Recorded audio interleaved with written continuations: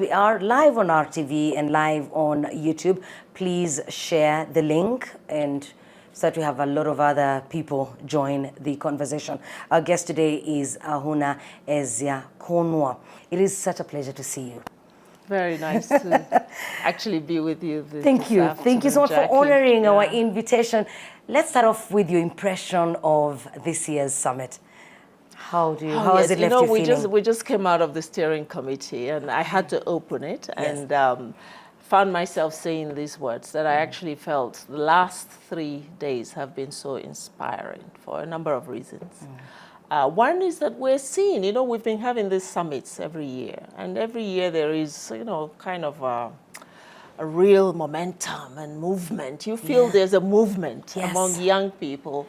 You feel the energy. The energy, but it's always different. The energy is always different. Each year comes with a deeper, contextualization of the issues that young people are facing, but also a deeper understanding of their value and what they bring to the table, their passion. We were talking about the youth ministers, for instance. The steering committee was with youth ministers, and one thing I started to feel this year is also their passion. They are getting infected with this bug of young people, and you see a lot of the youth ministers sort of not being so political anymore, and really coming out of themselves and trying to see how they can play their role in building the enabling environment for these young people to thrive. I think they're believers. You see increasingly that they are they're on a journey themselves. So that a special part in them has been touched. I'm glad that you felt that way this year. And we certainly hope that indeed the momentum will be sustained as we head into implementing everything that has come out of the summit as we prepare for the next one. Great. Let's go back to where it all started. Where were you born? What kind of family were you raised in? How was your childhood? Interesting. I was born actually in Nigeria. I was born and bred there. I was born in a place called Port Harcourt. I don't know if you've heard of it. I have. My family didn't come from there, but my father was working for a shipping company. And, Port Harcourt. Yes, it's a port city. So that's where all of us were born. But shortly after the Civil War broke out, the Biafran War. So my earliest memories, I don't remember a lot of it, but then you grow up, of course, hearing a lot of what happened during that time. So my formative years were actually spent in conflict, because coming from the Biafran part, it was the Biafran War, that's what it was called, the Nigerian Civil War. And coming from Eastern Nigeria, we were obviously right in the middle of it. Right in the middle of. My family was displaced, for instance, for the duration of the war, internally displaced. But we all made it. My parents were young. They had 7 of us kids at the time, and I still wonder to this day how they did it. Carrying all of us along those IDP pathways. But that's sort of my beginnings. Being an Igbo from Nigeria, but with extremely caring parents. One thing that my father was, he was obsessed with education.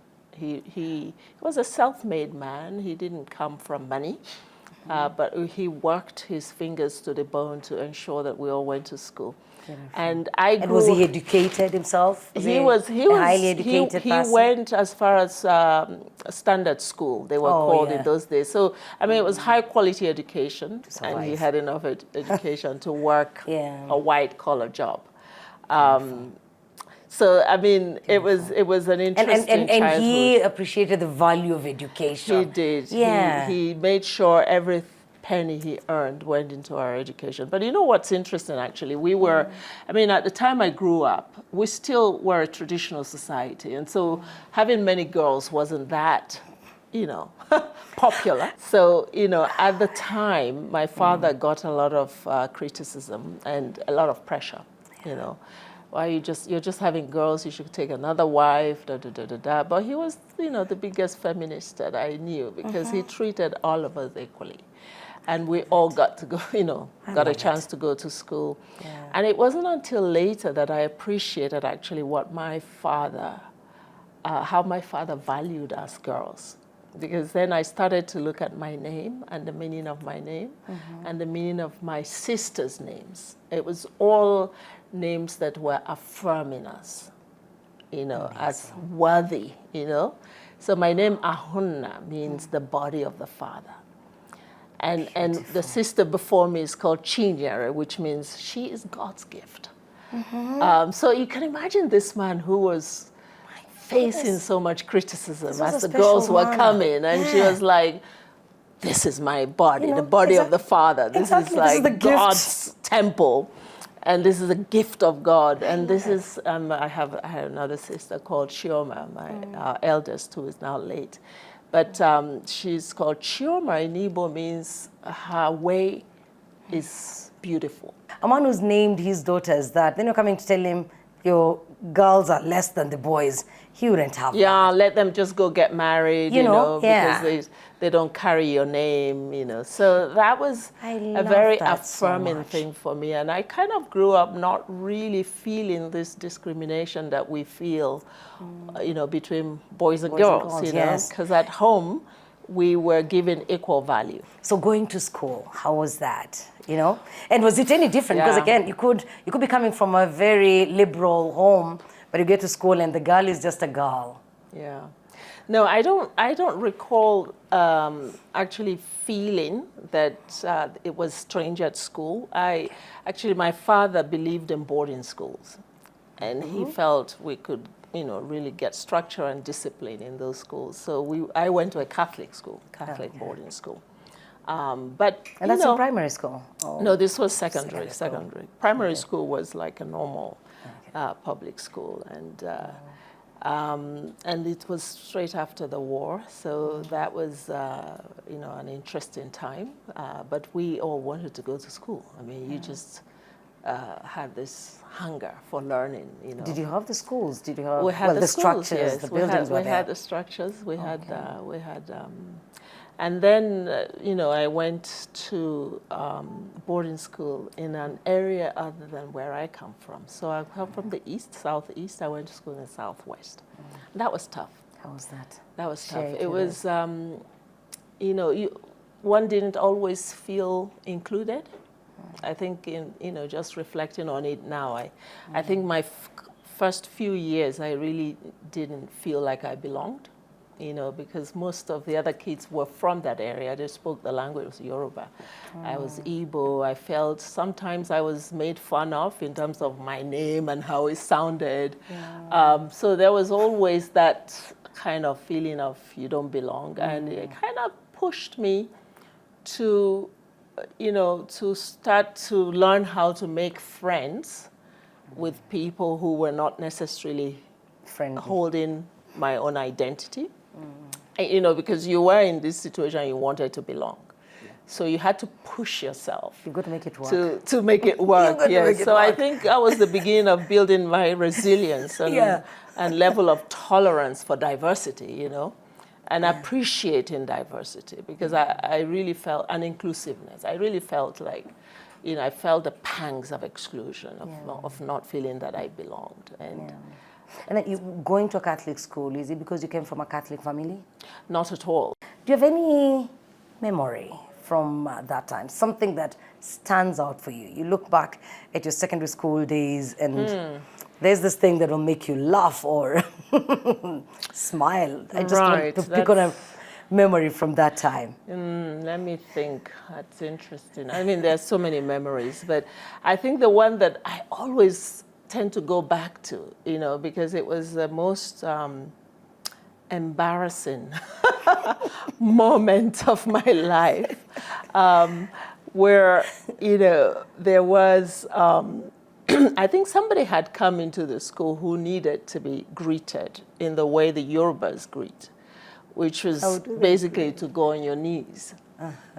And, you know, most of my classmates were from this part of region. The region. And they all sort of automatically went, and I found myself standing because, you know, as an Igbo, it's not my culture, right? And I was just frozen, standing there alone, and everybody was looking at me. Why isn't she getting on her knees? And I remember my teacher really belting me afterwards, you know, like, you have no respect, you have, and talking about feeling like feeling different. Yes. That was one moment. That was the moment. Really was like a shock. I'm like, I'm really different from, you know, in terms of my upbringing. And then just a funny one was, you know, we have, you know, I grew up loving beans. I love to eat beans. All my classmates didn't like beans. It wasn't like the favorite food for people. And there's this way we make beans, which is you deep fry after blending it. It's called akara. Okay. Right? It's like deep fried balls, right, with beans. And there was a woman who used to sell akara outside of I told you I went to a boarding school, so outside of the school, and we made a little hole in the gate to buy the akara, while as a non-Catholic, you didn't have to go to Mass every morning. Okay. So we were exempt. And so when everybody was at Mass, you guys were in the dormitory eating akara. We were getting the akara from across the fence, akara and bread. And you made a kind of a sandwich of it. Yeah. Because what they feed you at the school, you're not to. But it was against the rules of the school. And one day we got caught. Buying stuff from outside the school. The sisters caught us red-handed, and we were sent home. Oops. It was really funny having to tell my parents I was suspended because I was buying akara across the fence. So, I mean, that's one, every time I remember that experience, I just laugh because I still remember all my friends feeling, you know, like, how stupid. And how long was that suspension? You're about a week. Oh, gosh. Yeah. Being sent home for buying akara across the When you went back to school, did you buy any more akara or did you pack them? That was the end of akara buying, you know, like you would always try to go behind and see if some other people got some akara that you could borrow. But if anyone was to be suspended, it wasn't going to be you. I wasn't going to have it done to me a second time, Then coming out of secondary school, your time comes and you got to choose a career. How did that season go? What was going through your mind? How did you identify a career path to follow? Well, that's interesting because, you know, I'm just reflecting that when we grew up, you didn't actually think too much for yourself, right? You thought about what society wanted you to be. You know, what would validate you in society. So it was like everybody was becoming a doctor, a pharmacist, a lawyer, you know. No, teacher was like here. Teacher was down there? No, teacher was not one of the popular in my village where I grew up, teacher was still up there. Oh my God, for us, teacher was like way down there. Everyone wanted to be a doctor, engineer, pilot. You know, these were like, so actually it was funny because I started off by choosing subjects that were science oriented. Because that's sort of what was an indication that you were smart. Yeah. And then I started to fail them. Oh. But then, because, you know, I wasn't naturally gifted for science. I was an art person, but I needed to be in class C, which was a science class. And my physics was terrible. I struggled with chemistry. It was okay. Okay, she was like, what do you want to become a pharmacist? And I ended up actually having to repeat my senior class. You know, when you graduate, before you graduate, you have to do an entrance exam for university. But all my subjects were sciences. And I was terrible at these sciences. I wasn't good at math, for instance. But it's talking about making a choice based on what you think people want you to be, rather than what actually appeals to you. Yeah. So, so it took another round for me to actually settle for what I thought was sort of my lane, which is the arts and the humanities. And once I did, I started to discover my passion, you know, that I was really interested in literature. I was really interested in stories. And I was, you know, sort of more oriented towards art, culture, history, stories. So I ended up now going to study African literature, and that changed my life. What was your first job after university? Well, I didn't immediately go for a job. Where did you go? Which, you know, to my parents' disappointment, while I was studying African literature, I met one of my professors who was my drama lecturer. And I was interested in theater and acting. And he wrote a few plays which I was acting in. You acted in them? Yes. And did you ever make it to Nollywood? The Nollywood films? This was before Nollywood. Okay. But I wasn't acting professionally. I was, you know, this was like school projects. School projects, okay. And then I got really interested in, you know, what was going on in Africa with apartheid. You know, I read a lot of protest literature at the time, but also literature of writers like Wole Soyinka, Chinua Achebe, Buki Emecheta. You may not remember these writers, but they were really writers that woke up our consciousness as Africans. And I think had I not studied African literature, I would not have been able to define my identity as a post-colonial African child. I mean, so all this literature really helped in shaping my thinking, my mindset, my identity about who we are as a people, you know? And so when I finished, when I graduated, I was really interested in learning more about Africa. And I got lucky. I was selected to work with an organization that was basically giving opportunities to young people to explore the world and to volunteer, you know, in service on, you know, things related to reconciliation, peace, you know, mediation. Was this an African organization? No, this was an international organization. It was also an organization that was trying to build a character of people so that we would be able to shape a better world. So I sort of got involved in that, and I did that for 5 years without a salary. But it 5 years you're volunteering? Yes. Where was money coming from? How were you able to feed yourself, clothe yourself, and you had to kind of depend on faith. It was one of those things where you were told to, you know, like, possess your possessions. Don't let your possessions possess you. You know, it's like learning how to live without money. For instance, we never stayed in hotels as we traveled. Like I was telling you off camera, my first stop was Uganda. And there we stayed with lovely Ugandans who had us in their homes. And so you'd go in and find families. Exactly. The families will be hosted by families. Great way to learn about people and their culture. True.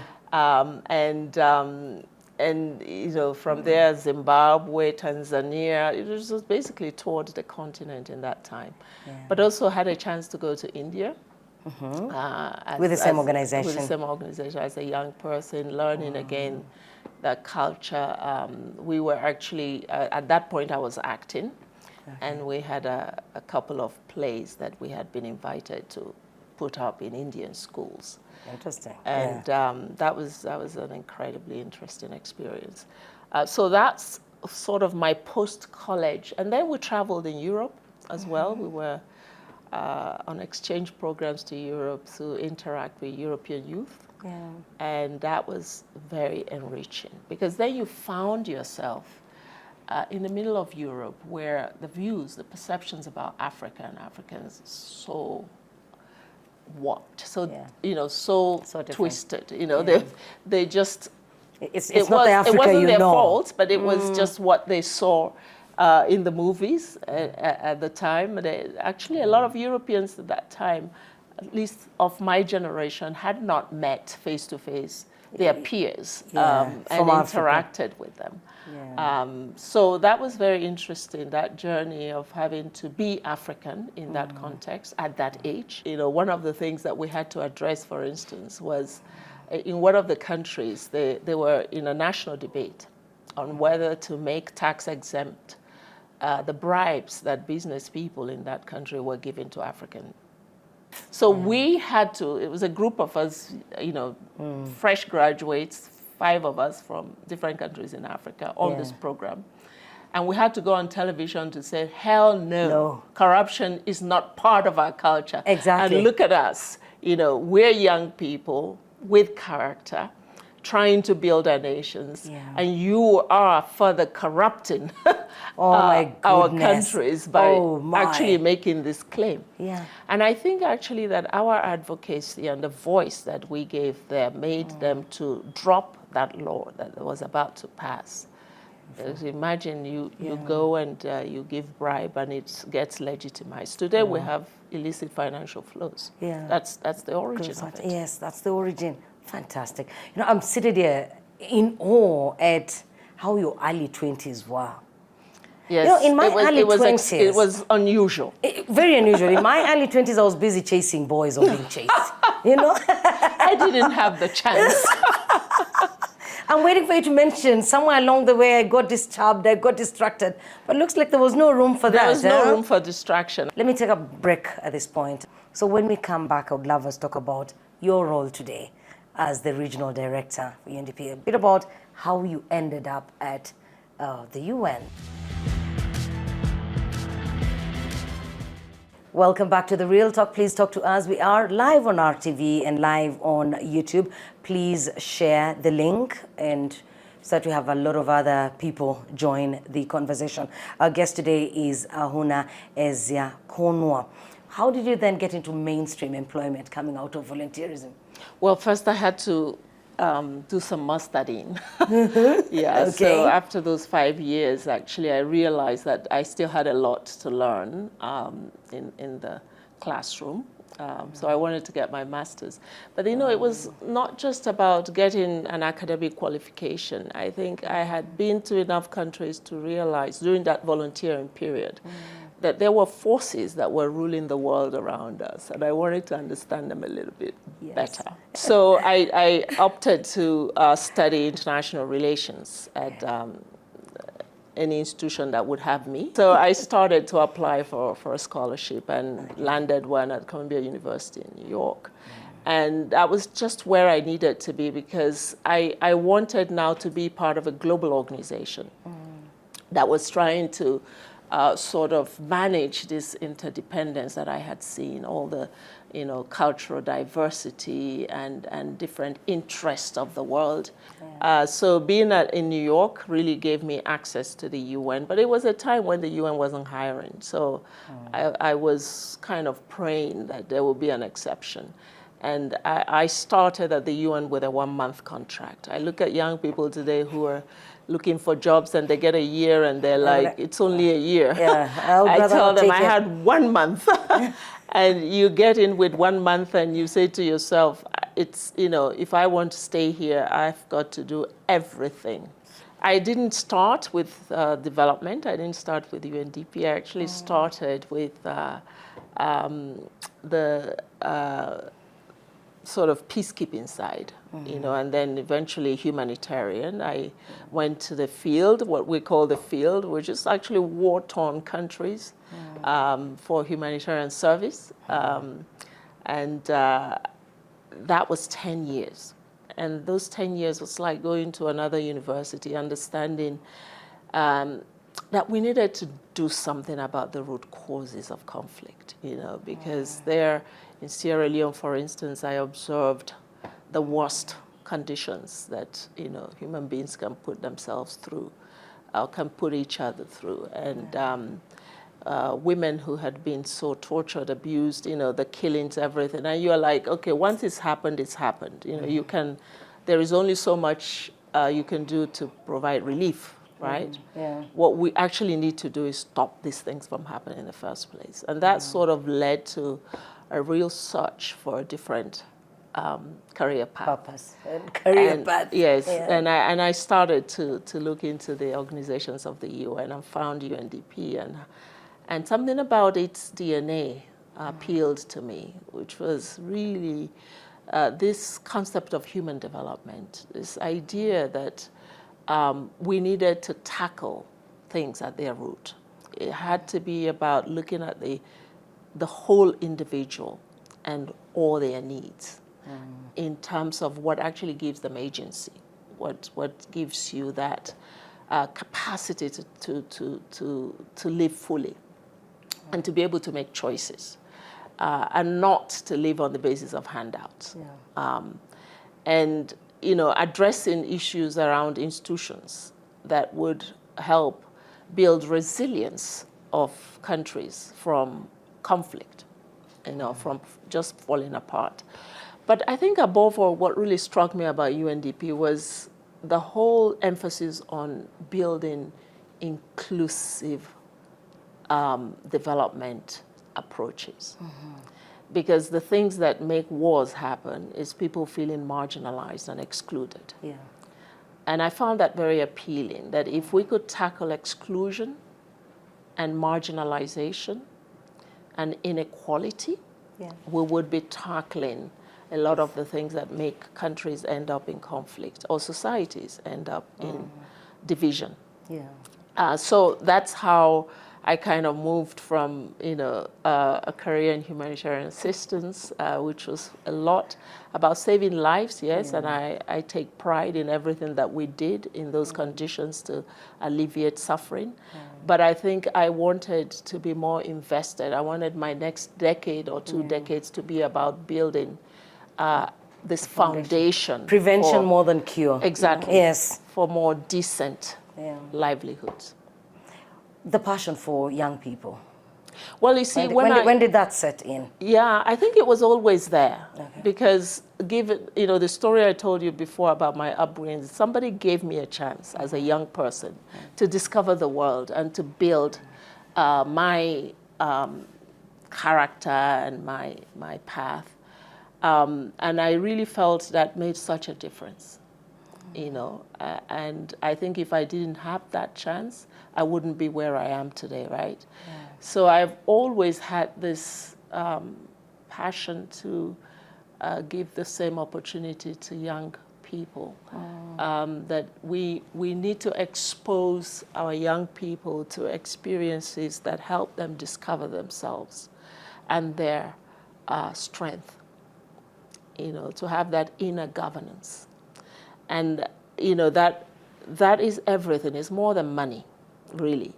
Really providing opportunity for people to experiment, to experience life beyond their immediate communities and their countries. And that's one of the reasons why one of the first things I did when I started the job at UNDP as Africa Director was to establish this young female leaders fellowship, because I thought if these young women, especially young women, because the opportunities are fewer for young women, could have a chance to travel the world, to get out of their, communities, their environment, their community, and develop their skills, develop their confidence, especially confidence, because we do lack confidence because of our upbringing.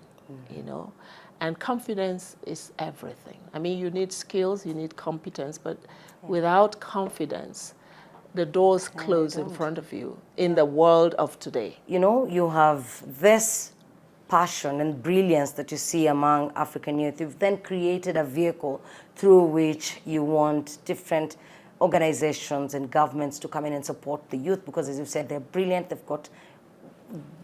we've got the greatest minds, but then it's support that they lack. How's that going?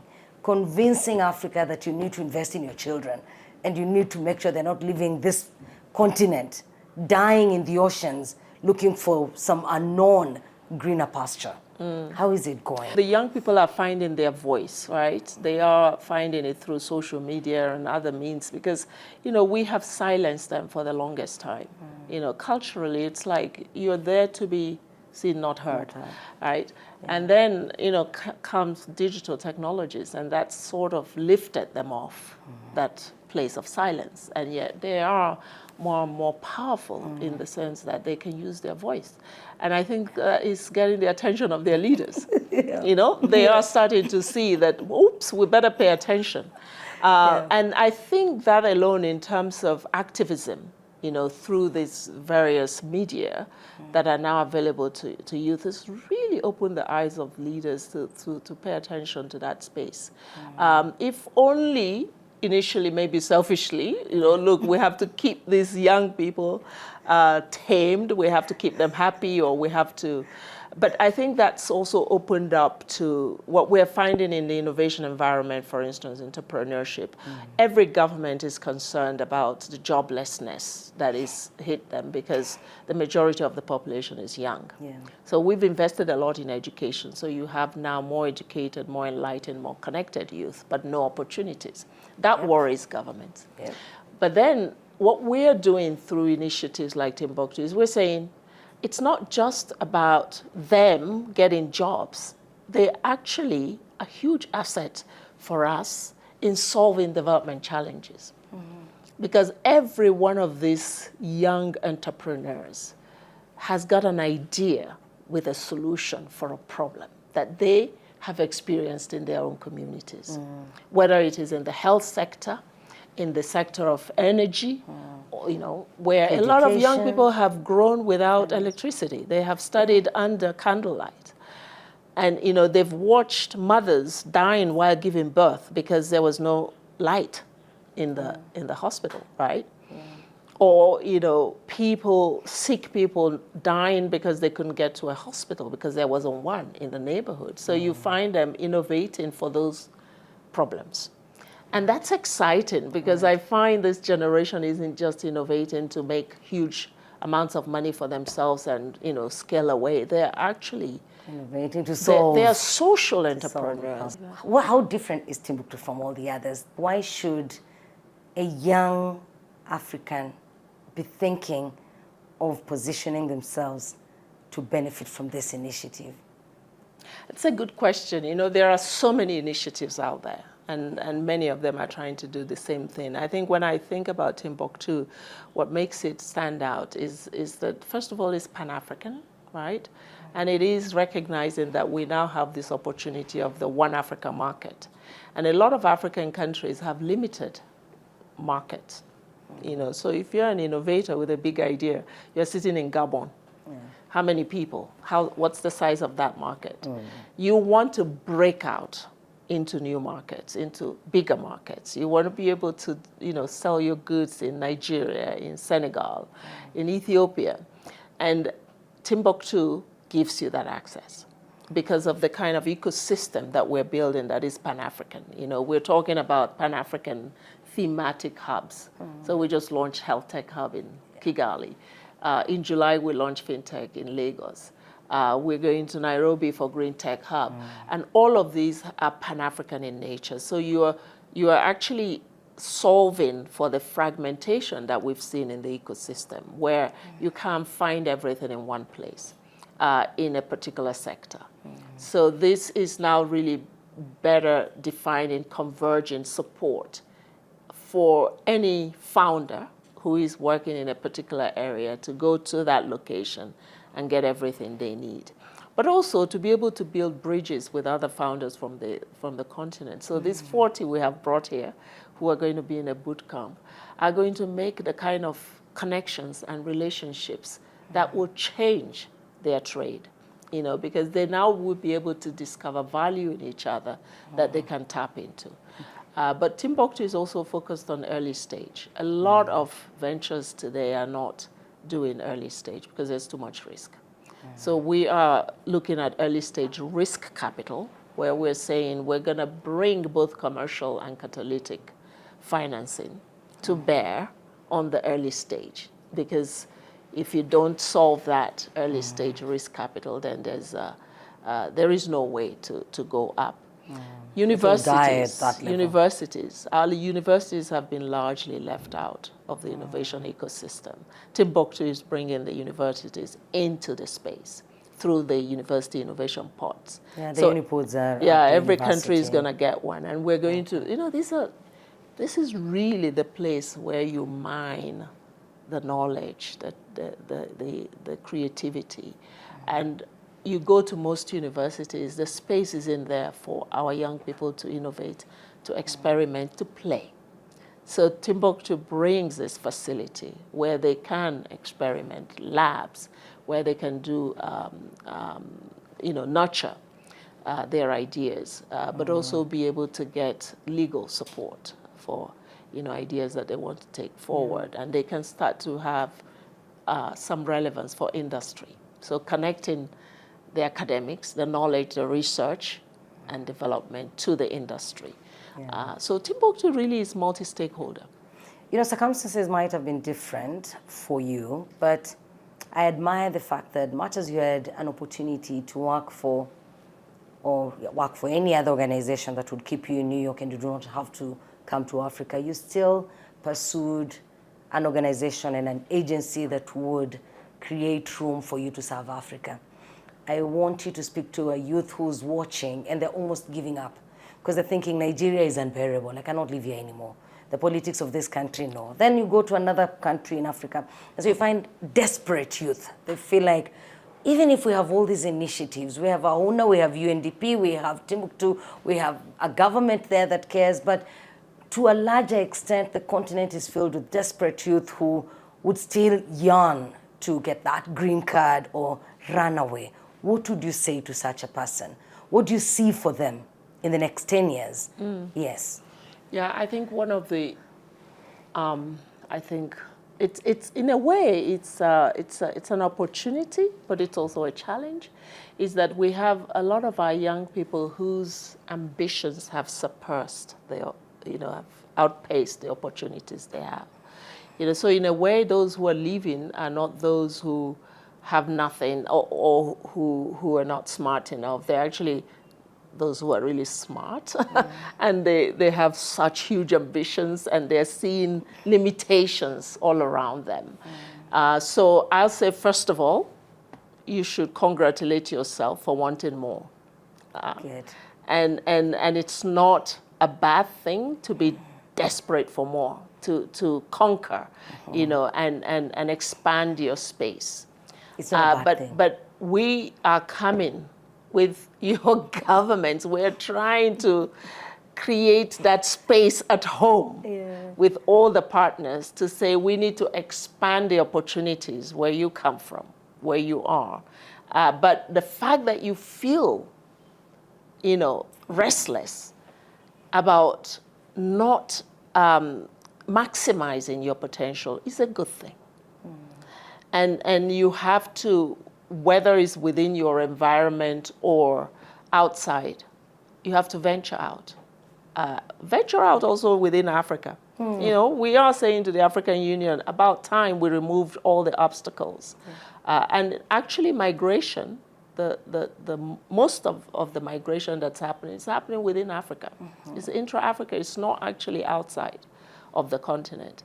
And I would say, don't go kill yourself crossing the Atlantic to get opportunities, because Africa you can take is the bus coming. and go to Uganda. Exactly, and Africa is coming. This is Africa's moment. I really am optimistic. I think that if you look at where the world is going today, you know, this is the continent where the hearts are still going to be beating, because we are the youngest, and we are going to be, you know, that workforce that the world looks to, because the rest of the world is aging.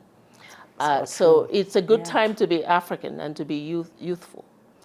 So I'll say keep hope alive, and we'll do our part to make sure that those opportunities get expanded.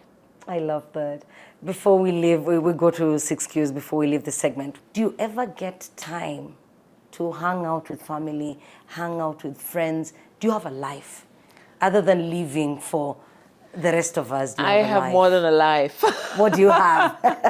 I have a family, and I do, yes. But I have a beautiful daughter, and of course she does feel when I'm away so often. But we're very much, you know, we're tight.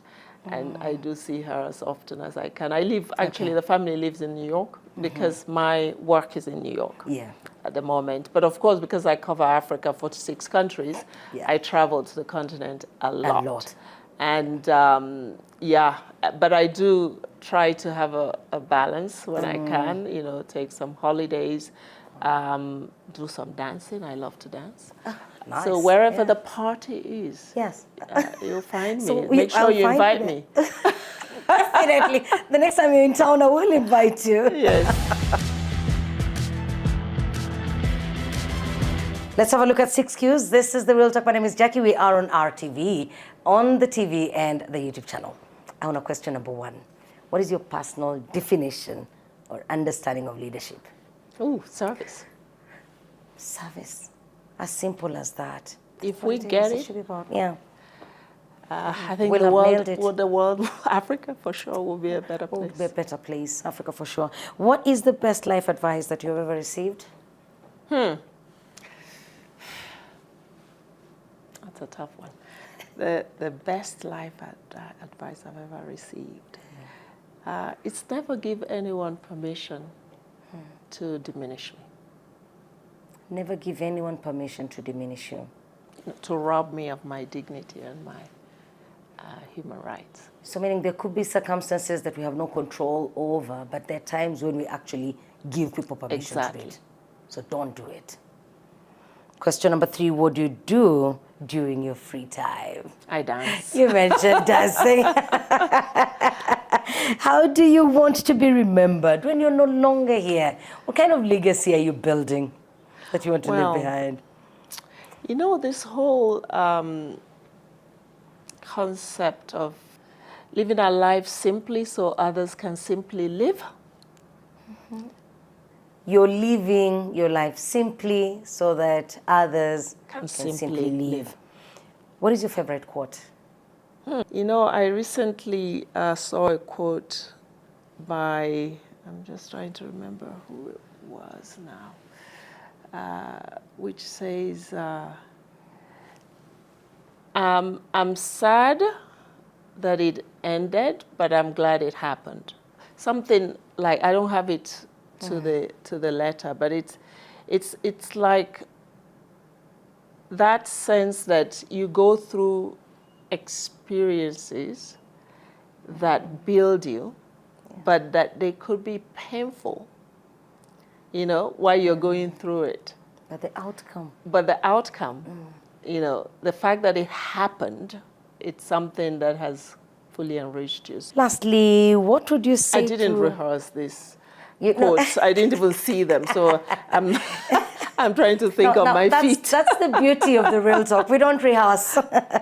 What would you advise your younger self? And as you advise your younger self, I would need you to say that to your camera, because your younger self is the young person that is currently watching. I think I would say to my young self, always leave the room better than you found it. And have fun. And I never do a job. You know, it's like your work has to be your life mission, and it has to be joyful, right? And fulfilling. It has to be fulfilling. It has to be purpose-driven. Yeah. You know, because of a purpose-driven life, I don't wake up any day tired of going to work, right? Yeah. You know, it really changes your energy. If you have a mission, if you have a sense of purpose. So you're not going to work just to earn a salary. You know your why. Yeah. So really, I think my advice to myself as a young person is to know my why. And I was lucky to discover my why early in life. Ahunna, thank you. It's been a pleasure talking to you. Same here, Jackie. And keep shining, keep Thanks for the uplifting the continent. Thank you so much. Together, yes, we'll do it. Together we'll do you it. have your role. No doubt, exactly. Role, for sure. Let's all play our different roles, yes, as long as the goal is common. Indeed. Thank you, Ahunna. Thank you, Jackie. I hope that you have been enriched and you're feeling happy that we've had this conversation. For us, the desire of, and the reason we have the real talk is to make sure that we are learning from each other's experiences. And the times you seated there thinking, I've got no one to talk to, I hope that Ahunna is someone that has spoken to your current need right now.